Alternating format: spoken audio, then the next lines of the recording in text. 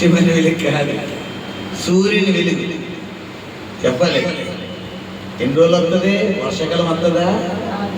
చెప్పలే. గట్టిగా మబ్బులెత్త వస్తుందమ్మా. ఎంత ప్రకాశవంతమైన సూర్యకాంతినైనా ఏది ఆపేయగలదు? ఒక దట్టమైన మేఘం ఆపేయగలదు. సూర్యకాంతి, చంద్రుని కాంతి సేమ్. వర్షాకాలం వస్తుందా చంద్రుడు? చెప్పాలి, గమనించండి. ఇప్పుడు దాకా సూర్యుని వెలుగే నీ జీవితంలో, చంద్రుని వెలుగే. అంటే రోజులో ఒక పూట బాగుంటే ఒక పూట ఏడుపు, ఒక రోజు బాగుంటే ఒక రోజు ఏడుపు, ఒక గంట బాగుంటే ఒక గంట ఏడుపు. ఈ రోజు అంతా హ్యాపీగా ఉన్నాం అనుకో, రేపు అంతా నీ పని యాడో యాడో యాడో.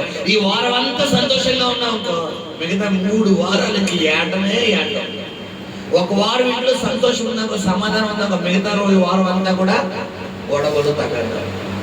అది ఇప్పుడు దాకా 2024 బట్ 2025 ఎలా ఉండిపోతుంది ఆయన?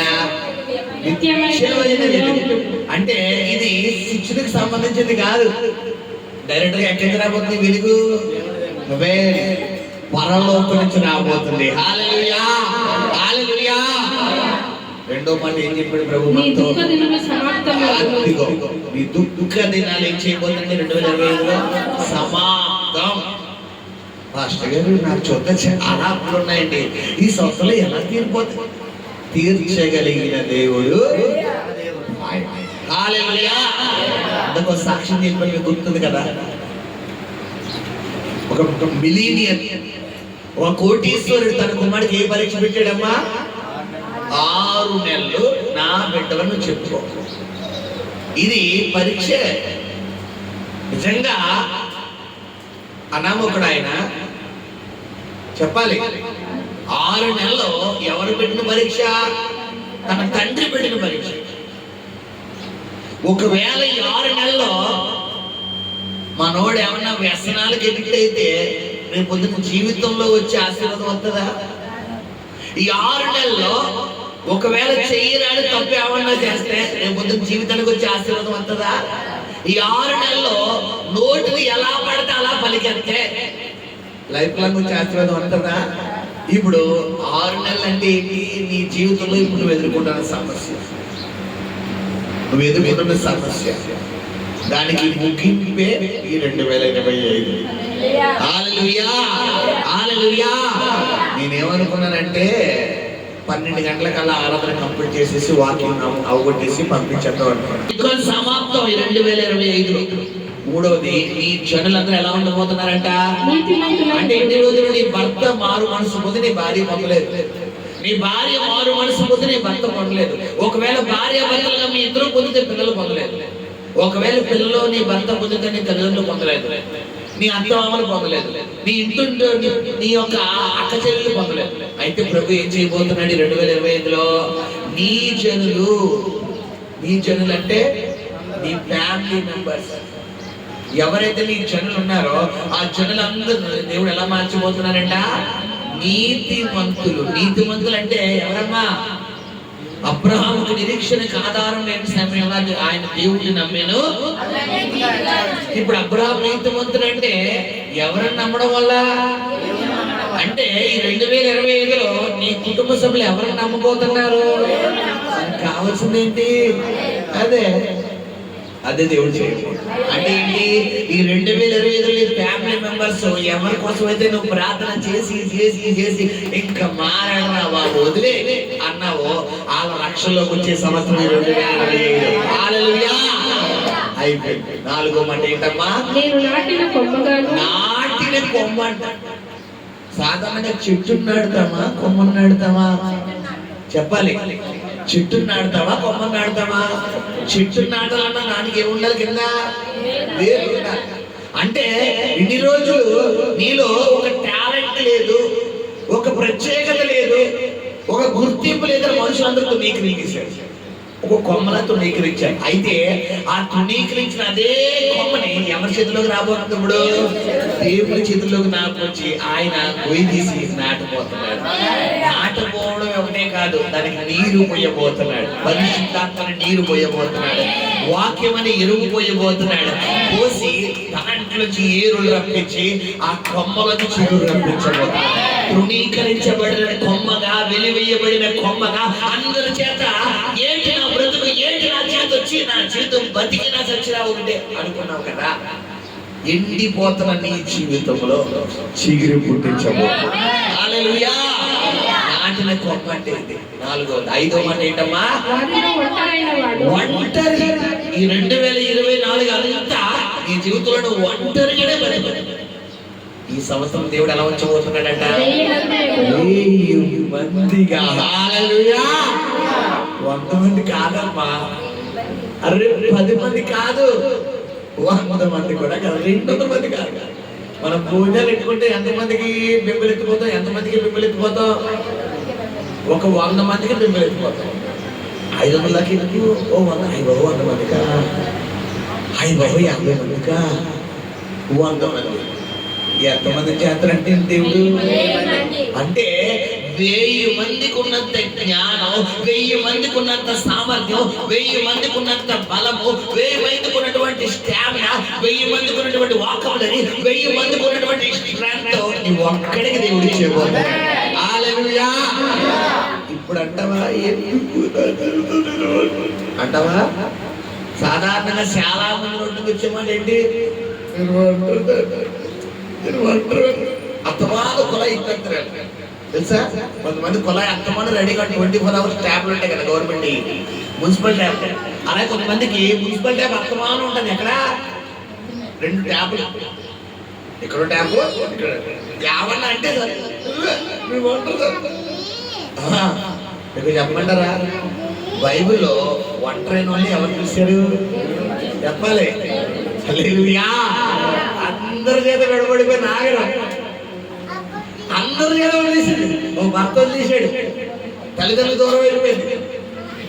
మహాతల్లి శారమ్మ గారేమో పక్కన పడేసాడు. అందరి చేత విడబడి ఎవరంటారు అయ్యారు చెప్పాలి? రూతు. అది తల్లిదండ్రులు దూరం అయిపోయింది, కట్టుకున్న భర్త చనిపోయాడు. ఎవరు ఎవరంటారు అయ్యారు చెప్పాలి? యాకోబు. అన్నలకు దూరం అయిపోయాడు, తండ్రికి దూరం అయిపోయాడు, తల్లికి దూరం అయిపోయాడు, పిల్లరా అందరికీ దూరం అయిపోయాడు. ఎక్కడన్నాడు? బేతేలులో ఉన్నాడు. దేవుడేవాడు, యాకోబు నువ్వు లేచి షేకెముకి వెళ్ళు, నువ్వు లేచి బేతేలుకి వెళ్ళు, అదే నీ తండ్రి ఇల్లు. బేతేలుడు తండ్రి ఇల్లు. నువ్వు ఎక్కడ అవమానించబడ్డావో, ఎక్కడ తృణీకరించబడ్డావో, ఎక్కడ నీ పేరు చెడ్డదన్నారో, ఎవరైతే నువ్వు వేస్తున్నారో అక్కడ నిలబెట్టబోతున్నావు. హల్లెలూయా. ఈ వీధిలో అవమానం పొంది పక్క వీధిలో కనిపించే బ్యాచ్ కాదమ్మా మన దేవుడు.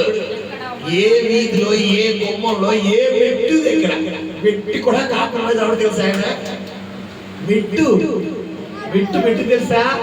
మన ఇంట్లో మెట్టు ఉండదు కదా, ఒక మెట్టు మీద ఉన్నప్పుడే జనాలు ఏం చేస్తారు? ఒక అడిగిన ముందుకు ఎత్తారా? కాలు కదిపే వంటి ఎవరు కూడా ఎత్తనంట. ఇలాగే ఉండిపోతాం. కొన్ని రోజులు పడతాయి, కొన్ని నెలల సంవత్సరాలు అవుతాయి. ఏ మెట్టు దగ్గర అంటారు అదే మెట్టు దగ్గర తీసుకొస్తారు. మన డాడీ తీసుకొచ్చి రాగానే ఎవరెవరైతే నిలబెట్టారో వాళ్ళందరూ వచ్చి అయ్య గారికి దండం పెట్టు, అమ్మగారికి దండం పెట్టు. హల్లెలూయా. యోసేపు అందరి చేత విడవబడ్డాడు. ఒంటరి. దావీదు అందరి చేత విడవబడ్డాడు. చూసారు బైబిల్లో? నువ్వు అనుకుంటా ఒంటరిని. నీకు విషయం చెప్పనా పిల్లరా? ఒంటరి ఎవరంటే దేవుడు 1000 మందిగా. ఇప్పుడు చెప్పండి, అందరు కావాలా ఒంటరిగా ఉండాలా? అది అలా అని చెప్పి నా భర్త అనకండి అమ్మా, నా భార్య దేవుడు చెప్పిన ఒంటరిను. నీ అంతటి నువ్వు కోరుకునేది కాదు. అందరూ యాకోబులు కాదు తెలుసా? అందరూ యోసేపులు కాదు. దేవుడు ఎందుకు ఉంటాడు కొంతమందిని? నేను ఒంటరిగా నిలబెట్టుకోవాలి అనుకుంటే ఒంటరిగా వాడుకుంటాను, లేదా 10 మందితో నేను నిలబెట్టుకుని వాడుకోవాలనుకుంటే 10 మందిలో వాడుకుంటాడు. హల్లెలూయా. అది ఫైనల్ ఏంటంట? ఇప్పుడు దాకా నీ ఫ్యామిలీ మెంబర్స్ లో ఏం లేదు, నువ్వంటే ఏం లేదు. ఇన్ని రోజులు ఎన్నిక లేదు. అది చెప్పినవాడే చెప్పకపోయినవాడే తెలుసమ్మా. కొన్ని కుటుంబాల్లో కొంతమందికి ఏముండదు, మన దగ్గర డబ్బు ఉంటేనే మన ఫంక్షన్ పిలుస్తారు, డబ్బు ఉంటేనే మనం ఇలా చూస్తారు, మన దగ్గర బంగారం ఉంటేనే ఇలా చూస్తారు, మన దగ్గర ప్రెస్టేజ్ ఉంటేనే ఇలా చూస్తారు, మన దగ్గర వెనకాల ఏమన్నా ట్రింగ్ ట్రింగ్ అంటే సెల్ మోగితేనే ఇలా చూస్తారు. ఏమాత్రం మన దగ్గర ఏమీ లేదనుకోండి, సరే ఉండాలి సరే. ఇది ఎవరి తత్వం? మనుషుల తత్వం. కానీ దేవుడి తత్వం అదే అమ్మా.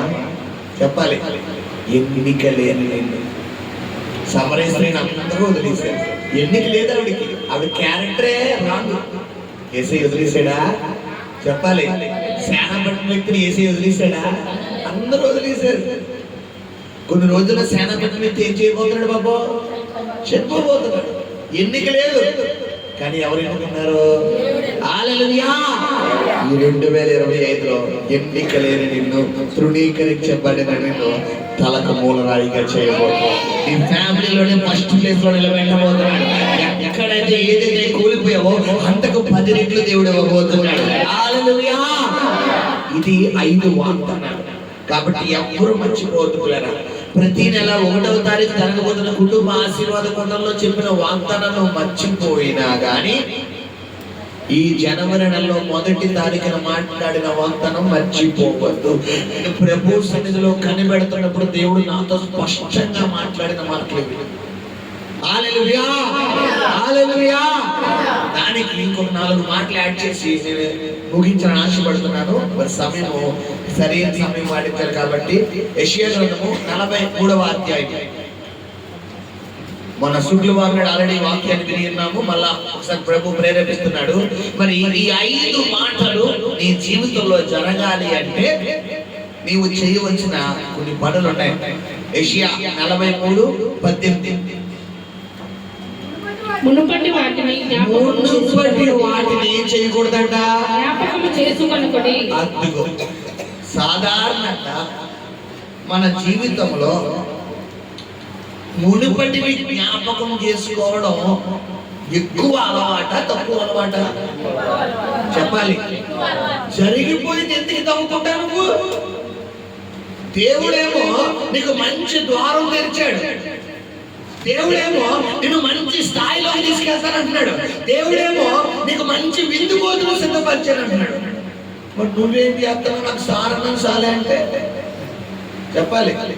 విందు భోజనం కావాలా, సారణం కావాలా? చెప్పాలి. విందు పిల్లోడికి కూడా విందు భోజనమే కావాలి.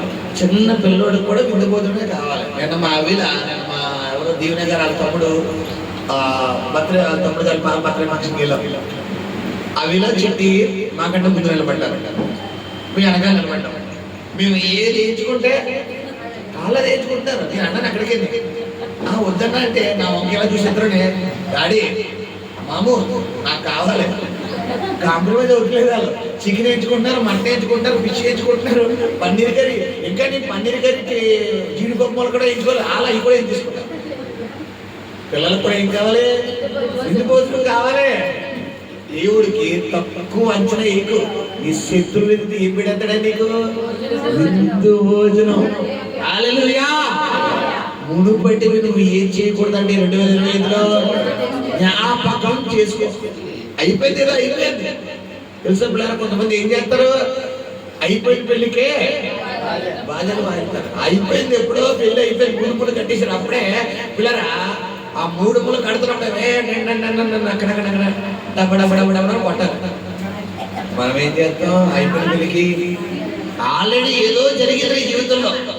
అది మంచో చెడో, అది అయిందో పోయిందో, అది ఉందో పోయిందో, అది ఎందుకు వచ్చిందో తెలియదు. ఇప్పుడు ప్రజెంట్ చూడు. ప్రజెంట్ నేను దేవుడు ఏం చేస్తున్నాడు, ప్రజెంట్ నేను ఏ స్థాయిలో ఉంచాడు, ప్రజెంట్ నేను ఎలా బ్లెస్ చేస్తున్నాడు, ప్రజెంట్ నేను ఎలా వాడుకుంటున్నాడు, ప్రజెంట్ నీ కెరీర్ని ఎలా ఉంచాడు. ఏమో తక్కువ చేశాడా? చెప్పాలమ్మా. ఇప్పుడు ఏమో తక్కువ చేశాడా? పాస్టర్ గారు దేవుడు నమ్ముకుందా తక్కువైందన్న చేతులు పైకి ఎత్తండమ్మా. దేవుడు నమ్ముకున్న తర్వాత నాకు ఇది తక్కువైంది చెప్పాలి. నాకు ఇది తక్కువైంది అన్న వాళ్ళు ఎవరు ఉన్నారా?